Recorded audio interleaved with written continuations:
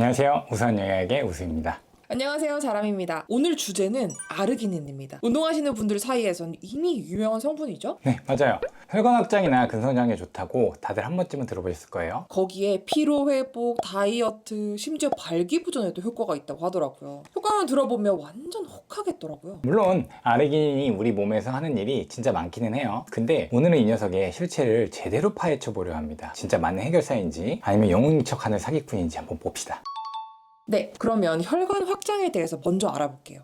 우리가 운동할 땐 평소랑 몸이 달라지잖아요. 그쵸. 우리 몸은요, 운동을 시작하면 완전 바쁜 물류센터가 됩니다. 로켓 배송처럼 각자의 집으로 물건을 이렇게 배달하는 거죠. 그러면 우리 몸도 근육이라는 집으로 탄소와 영양소라는 특별한 택배를 배달해야 해요. 그리고 쿠팡에서 물건만 배달하는 게 아니라 프레시백 가방을 다시 수거해 가잖아요. 우리 몸도 노폐물이라는 빈 가방을 다시 수거해야 합니다. 근데 이 배달이랑 수거가 원활하게 되려면 도로가 필요하겠죠? 자, 이 도로가 바로 뭐게요? 혈관! 그렇죠. 혈관이 바로 우리 몸의 도로예요. 그런데 이 도로가 너무 좁으면 어떻게 될까요? 배달이 늦어지겠죠. 프레시백 수거도 안 될 테고 교통체증도 생길 테고. 바로 그거예요. 결국 근육이 야, 내 택배 언제 와? 하고 짜증을 내는 거죠. 그러면 근육은 지치고 운동 성과는 와르르 하고 무너질 겁니다. 그래서 운동할 땐 혈관이 넓어져야 해요. 그래야 근육으로 충분한 연료와 산소도 들어가고 노폐물도 빨리 치울 수 있는 거죠. 여기서 등장하는 게 바로 오늘의 주인공 아르기닌입니다.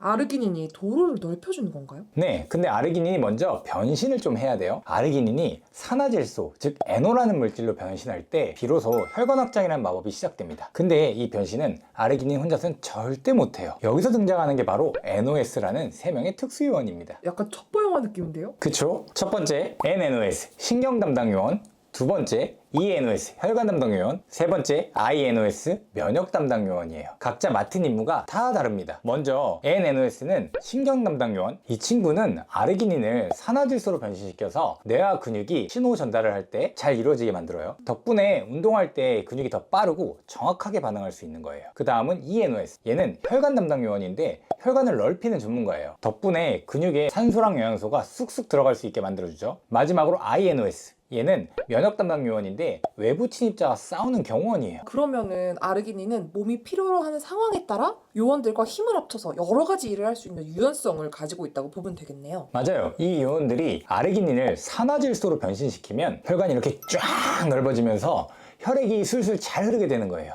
마치 도로가 넓어져서 택배 배달이 빨라지는 것처럼. 그런 거 있잖아요. 도로가 이렇게 꽉꽉 막혀 있는데 갑자기 뻥 뚫려서 신나게 악셀을 밟을 때 그 느낌. 자기 얘기 아니에요?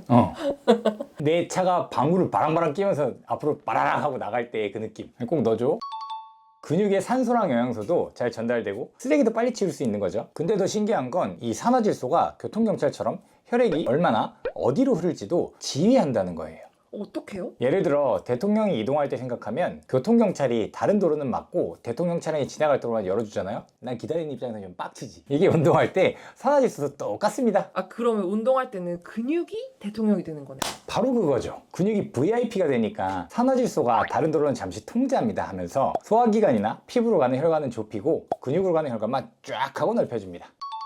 그럼 예를 들어서 스쿼트 할 때, 요럴 때는요? 그땐 당연히 말할 것도 없이 초특급 VIP가 하체죠. 산화질소가 허벅지로 가는 도로 전면 개방하면서 다른 곳으로 가는 혈류는 잠시 차단하고 허벅지로 최대한 많은 혈액을 보내는 거죠. 그래서 그때 사람들이 좀 두통을 많이 느껴요. 피가 안 와서? 네, 그러니까 다리로 많이 몰리고 다리에 간 혈액은 천천히 돌아오다 보니까 네. 이쪽으로 혈액을 잘 못 받아요. 그러다 보니까 두통을 느낍니다. 근데 왜 다른 곳에 혈액을 줄이면서까지 근육으로 혈액을 몰아주는 거예요? 그거 진짜 좋은 질문이에요. 보세요. 우리 몸의 전체 혈액량은 5에서 5.5리터로 정해져 있어요. 도로에 다닐 수 있는 차량 수가 정해져 있는 것처럼요. 그럼 한정된 혈액 자원으로 상황에 따라서 선택과 집중을 해야 하는 거네요. 그쵸? 생각해보면 우리 몸의 혈관이 어디 근육에만 있나요? 아니요. 아니지. 다 있잖아. 소화기관, 뇌, 신장 등 온몸 구석구석에 다 있잖아요. 그래서 산화질소가 지금은 근육이 VIP니까 나머지 도로를 잠시 통제하고 근육으로 가는 도로로만 차량 보내주세요 이렇게 지시하는 거예요. 그러면 발기부전에 효과가 있다는 말도 혈관 확장이랑 관련이 있는 건가요? 네, 발기부전과 혈관 확장은 아주 밀접한 관련이 있어요. 발기는 혈관이 확장하면서 음경 해면체 혈액이 가득 차는 과정이거든요. 그거 근육 아니에요. 남자들 알잖아. 여러분 멋대로 할 수 없는 거. 그러면 아르기닌이 발기부전에 도움을 줄 수 있다 이런 말도 그것 때문이겠네요. 이론적으로는 그래요. 아르기닌은 혈관을 확장시키는 산화질소를 만드는 데 중요한 역할을 하니까요. 아르기닌이 체내에서 산화질소로 변하면 이 산화질소가 혈관을 확장시키면서 혈액이 해면체로 몰리게 되죠. 그래서 발기가 유도될 수 있는 거예요. 그럼 아르기닌 먹으면 발기부전 치료가 가능한 거예요? 가능할 수도 있지만 현실은 조금 다릅니다. 딱히 아르기닌을 먹는다고 강력하거나 명확한 효과를 기대하기는 좀 어려워요. 아르기닌은 우리 몸에서 이미 스스로 만들 수 있는 비필수 아미노산이기도 하고 체내 흡수율이 낮거든요. 또 발기를 유지하는 건 산화질소 하나만으로 되는 게 아니에요. 발기 유지를 방해하는 물질을 억제하는 추가적인 과정도 중요합니다. 아, 발기를 일으키는 거랑 유지하는 거랑 이게 다른 문제라는 거네요. 사실 남자들 잘하잖아. 아, 이건 여성들도 잘할 거야. 빠딱빠딱 쓰는 거랑 빨리빨리 죽는 거랑 별개야. 빠딱빠딱 잘 쓴다고 오래 가지 않아요. 빠딱빠딱 잘 쓴다고 기대했는데 아니 5초 뒤면 사라졌어. 천천히 막 이게 되게 나무늘보처럼 일어났단 말이야. 근데 얘가 한번 일어나면 막 30분을 그냥 가는 거야. 그러면 막 이게 뭐야 이러잖아. 근데 이번 딱지 붙여야 되는 거 아니야? 이번 영상. 딱지 붙이지 뭐. 딱지 붙입시다. 그래서 여기서 바로 우리가 아주 익숙하게 듣는 물질 비아그라가 등장합니다. 사실 비아그라는 발기 자체를 돕는 약은 아니에요. 이 유지를 꼭 중요하게, 유지가 핵심입니다. 사실 비아그라의 주성분인 실데나필 구연산염은 아르기닌이 먼저 만들어낸 산화질소의 작용을 돕는 역할을 해요. 아르기닌이 만든 산화질소가 혈관을 이렇게 확장시켜서 발기를 유도하면 그때부터 바톤을 이어받아서 발기를 쭉 하고 지속시키는 역할을 하는 거죠. 그러니까 비아그라는 많은 사람들이 알고 있는 것처럼 발기 자체를 도와주는 약이 아니라 발기 상태를 유지해주는 약인 거예요. 그런데 많은 분들께서 안타까워 하시겠지만 우리 몸은 발기를 너무 오래 유지 못하도록 설계되어 있어요. 왜냐면 계속 발기만 하고 있으면 먹을 것도 못 구하고 잠도 못 자고 생존에 문제가 생길 테니까요. 그래서 일정 시간이 지나면 몸이 자연스럽게 발기를 줄이는 효소를 내보내요. 아, 몸이 적당히 하자 하고 조율하는 거네요. 맞아요. 그런데 비아그라는 이 효소의 작용을 억제해서 발기를 더 오래 유지할 수 있게 만드는 거예요. 사실 비아그라는 부작용이 만든 대표적인 명약이거든요. 부작용이요? 이 부작용이란 말을 좀 잘 이해해야 되는데 이 부작용이 되게 나쁜 작용이라고 생각하시는데 개발자가 원래 원했던 작용이 아닌 다른 작용이 나오는 게 다 부작용이에요. 사이드 이펙트라고 합니다. 비아그라의 성분이 원래 여러분이 코로나 백신으로 알고 있는 파이자가 협심증 치료제로 개발하려고 연구했던 거였거든요. 협심증이요? 그럼 심장질환이랑 관련이 있는 약이었어요? 그쵸. 협심증 치료제로 혈관을 확장시키는 효과를 기대했는데 초기 임상시험에서는 큰 효과가 없었어요. 사실 1950년대, 60년대, 70년대에는 협심증이나 심혈관계 질환이 사망의 주 원인이었거든요. 그래서 이때 그런 약들이 되게 많이 개발이 됩니다. 그런데 이상하게 이 약을 비아그라를 복용한 사람들한테서 자꾸 발기가 되는데요 라는 보고가 계속 올라오는 거예요. 협심증 약을 먹었는데요? 네, 그래서 연구진이 이 현상을 분석해 보니까 실데나필 구연산염이 음경처럼 해면체 조직으로 되어 있는 곳에 혈류를 집중적으로 늘려준다는 사실을 알게 된 거예요. 그래서 결국 짜잔 하면서 비아그라가 탄생한 겁니다. 뭐 어쩌다 진짜 대박이 걸린 거네요. 그렇죠. 근데 약에 대한 거부감이나 부작용 걱정 때문에 비아그라를 사용하는 걸 꺼리는 사람들도 있거든요. 그 빈틈을 파고든 게 바로 아르기닌입니다. 그럼 아르기닌이랑 비아그라랑 비슷한 효과를 낼 수 있을까요? 솔직히 말씀드리면 좀 애매해요. 아르기닌은 우리 몸에서 이미 만들 수 있는 아미노산이고 게다가 먹어도 흡수가 잘 안 되거든요. 발기를 일으킬 수도 있지만 비아그라처럼 딱 효과가 명확하지도 않고 유지되지도 않습니다. 그럼 약물 부작용이 걱정되시는 분들은 아르기닌 선택하는 거고 효과는 약하지만 약물에 비해 안전할 수는 있겠네요. 그리고 아르기닌은 혈관 관련된 일 말고도 또 다른 엄청 중요한 일을 합니다. 바로 청소반장 역할이에요. 청소 반장이요? 네, 우리 몸이 어떻게 구성되어 있는지 아세요? 60% 이상이 물이고 그 다음으로 많은 게 단백질이랑 지방이에요. 특히 단백질은 건물의 뼈대 같아요. 우리 몸을 떠받치는 중요한 역할을 합니다. 근데 이 단백질이랑 청소랑 무슨 관계가 있는 거예요? 왜냐면 우리 몸의 단백질들은 낡으면 교체를 해야 하거든요. 오래된 건물을 리모델링 하는 것처럼요. 우리는 하루 중 이 과정에서 에너지를 가장 많이 써요. 에너지를 많이 쓰면 수소이온이 발생하고 단백질을 교체하면 이때 질소라는 건축 폐기물이 발생합니다. 문제는 이 두 가지가 합쳐져서 암모니아라는 독성 물질로 변한다는 거예요. 그럼 이 독성 물질을 누가 치워줘요? 이때 바로 아르기닌 청소반장이 등장합니다. 아까는 혈액량과 방향을 조절하는 교통경찰이었다면 이번엔 청소 전문가로 변신하는 거죠. 진짜 변신의 제왕이네요. 그러니까요. 사실 모든 아미노산과 단백질이 다 변신의 제왕이거든요. 혹시 단백질이라는 말 자체가 프로테우스라는 뜻에서 나온 거 아세요? 그 프로테우스가 바다의 왕 포세이돈의 아들인데 워낙 변신을 잘했어요. 그래서 그 변신의 기제라는 뜻에서 나왔거든요. 그래서 아르기닌이 암모니아라는 독성 물질을 안전한 쓰레기 봉투에 담아서 독성이 약한 요소라는 형태로 신장을 통해 몸 밖으로 슝 하고 배출해요. 그럼 아르기닌이 부족하면 어떡하죠? 집에 쓰레기 수거차가 오랫동안 안 오면 어떻게 될까요? 쓰레기가 쌓여서 으윽 하고 냄새도 나고 집이 엉망이 되겠죠? 네. 우리 몸도 마찬가지예요.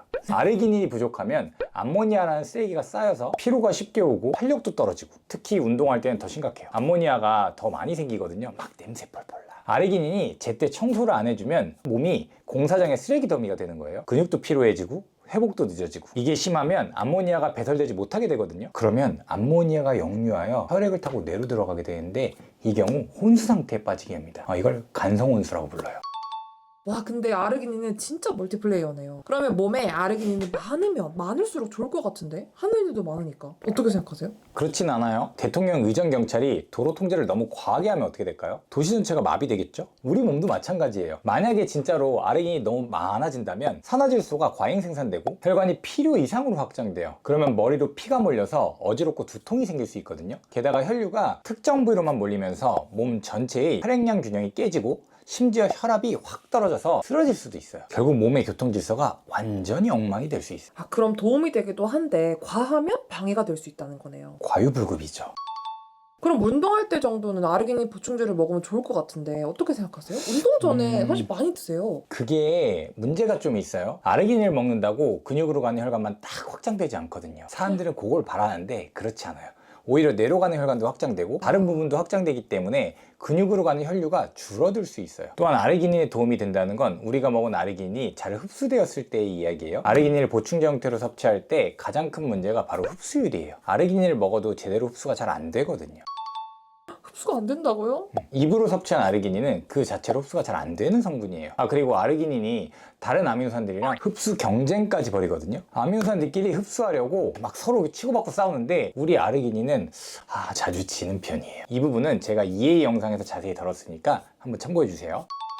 그러면 아르기닌을 많이 먹으면 되지 않을까요? 더 웃긴 건 많이 먹으면 먹을수록 흡수가 더 안 된다는 거예요. 게다가 과잉 섭취하면 장벽이 자극을 받아서 배가 아프거나 설사할 수도 있어요. 장내에서 아르기닌 농도가 너무 높아지면 균형을 맞추려고 주변 조직에서 물을 확 끌어들이거든요. 그러다 보면 내용물이 묽어지고 장이 처리할 시간도 없이 빠르게 대장으로 넘어가 버리면서 설사를 하는 겁니다. 그러니까 많이 먹어서 효과를 보겠다는 건 오히려 장에 부담을 주는 일이에요. 근데 사실 우리 몸은 이미 이런 상황에 대비해 스마트한 시스템을 가지고 있습니다. 스마트 시스템이요? 그게 뭐죠? 아르기닌은 우리 몸에서 알아서 만들어낼 수 있는 아미노산, 즉 비필수 아미노산이에요. 부족하면 더 만들고 많으면 덜 만들고 몸이 알아서 조절합니다. 근데 보충제로 갑자기 많이 넣어버리면 이 시스템이 망가져버려요. 잘 돌아가던 물류창고에 갑자기 엄청난 양의 재고를 들이밀어서 창고가 엉망이 되는 것처럼. 그럼 오히려 역효과가 날 수도 있겠네요. 그렇죠. 과잉 재고를 처리하느라 더 많은 에너지를 쓰게 되고 결국 몸의 효율은 떨어지게 되는 거죠.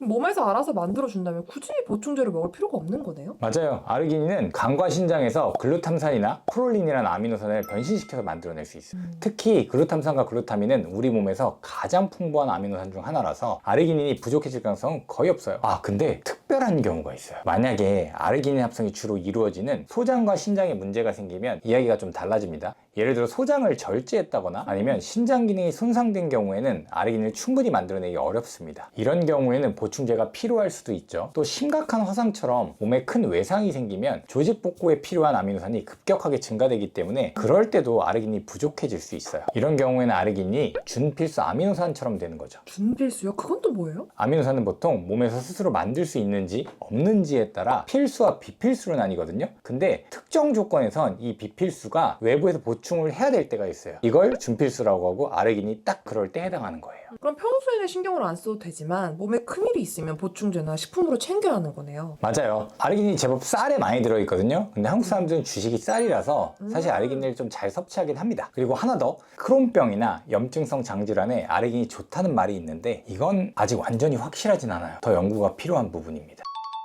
정리해보면 아르기닌은 많은 사람들이 혈관 확장, 발기력 개선, 운동 중 혈류 증가, 피로 회복 등의 효과를 기대하며 섭취하는 아미노산입니다. 하지만 아르기닌 보충제가 이런 효과를 극적으로 가져온다는 것을 입증한 신뢰할 만한 연구는 아직 부족해 보입니다. 특히 아르기닌은 경구 섭취 시 흡수율이 낮다는 한계가 있고 대부분의 한국인은 이미 주식인 쌀과 콩에서 충분히 아르기닌을 섭취하고 있습니다. 게다가 육류, 생선, 콩류 같은 단백질이 풍부한 식품에서도 자연스럽게 아르기닌이 공급되고 있죠. 만약 보충제를 섭취한 후 발기력이나 운동 수행 능력에서 큰 개선 효과를 느꼈다면 이땐 오히려 식생활을 전반적으로 검토해봐야 합니다. 이는 보충제의 직접적인 효과가 아니라 기존 식단의 문제를 조금 바로잡은 그런 결과일 가능성이 높기 때문입니다. 따라서 아르기닌 보충제에 의존하기보다는 평소 식습관과 영양 상태를 점검하는 것이 중요합니다. 이건 아르기닌뿐만 아니라 다른 모든 보충제에도 적용되는 원칙입니다. 운동과 건강의 질을 높이고 싶다면 보충제를 필요 없는데 먹거나 과도하게 섭취하는 것처럼 몸의 자연스러운 시스템을 방해하는 행동을 하지 않는 것이 가장 현명한 방법이 될 것입니다. 우리 몸은 이미 충분히 똑똑하게 설계되어 있으니까요. 오늘 영상은 여기까지입니다. 네, 이 영상이 도움이 되셨다면 주변에 공유해주세요. 그리고 구독과 좋아요도요. 제가 제일 좋아하는 건 댓글입니다. 여러분의 생각도 많이 남겨주세요. 항상 감사합니다. 감사합니다.